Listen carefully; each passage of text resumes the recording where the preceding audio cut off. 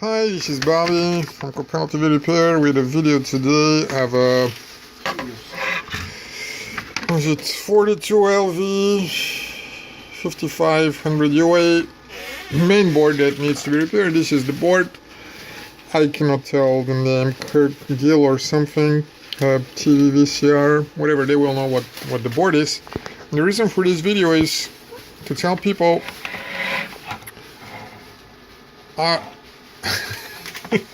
this looks, no offense man, worse than the Boeing that fell in Indonesia one of those days. It's a really weirdly warped board. It doesn't show any signs of being baked or thermally treated. And I'm not making this video to make fun of anyone. I'm just saying this is one extremely abnormally warped board, and we will reject to make attempt to fix that one because the BGAs are counting on having flat surface. And this is a BGA chip. This is actually very similar. It's not the same. This is the smaller, this is the small one. Okay, so this is the smaller version of this chip. It's even smaller than this, but it relies on having this is a takeout, meaning the surface is not even, there are no good balls and everything, but the technology requires that the surface beneath this chip is flat and even. So that all of those balls, those are small balls, all of these things, can make good contact and actually solder to the pads that are underneath.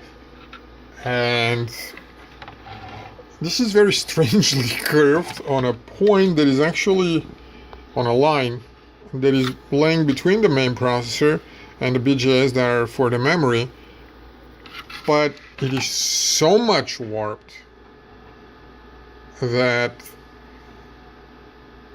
I will have hard time straightening it. It's more of a mechanical challenge than an electronics challenge, and to me this is just way too much. I'm really curious what could have caused that. Whatever it is, in my opinion, it is just way too risky to try and straighten the board. There may be the problem with straightening and with warping is when the surface of the board starts warping, so it's flat in the beginning like this, and then it starts warping.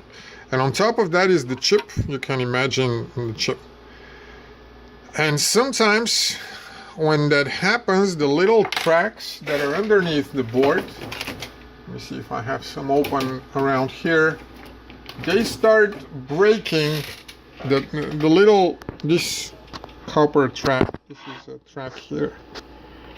I don't have, sorry for the bad focus, I don't have a board handy to show you how it works, but all those are copper tracks. They're covered with coating, that's why they look green, but it's copper underneath.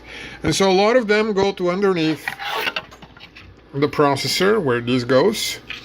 And when the board starts warping down, many times the little copper pad that is the base on which the ball sits, and on top is the processor, it just breaks that little copper pad here, that little track. It's 1/2 millimeter, whatever thick, maybe 1/4 millimeter. If the warping is too hard, and if it's soldered too well to the ball, and if the ball holds to the processor and the rest of the processor is being held, by the other balls, then the little track that ends up with a flat circle where the ball is soldered, it can literally just break. So at the very edge of this processor, there may be broken pads. And I do have lots of boards around that have such a damage that is practically repairable. Theoretically, it can be repaired. We've done it a few times. If there's more than 2 or 3, it is definitely not worth the time, the money to spend, and the risk of failing the first few times until you get it right. So long story short is there is a mechanical limit as to what is worth being fixed. And the strange thing about it is it looks like it's mechanically pushed. But anyhow, that's it. Best of luck repairing, and sorry we won't be taking this one.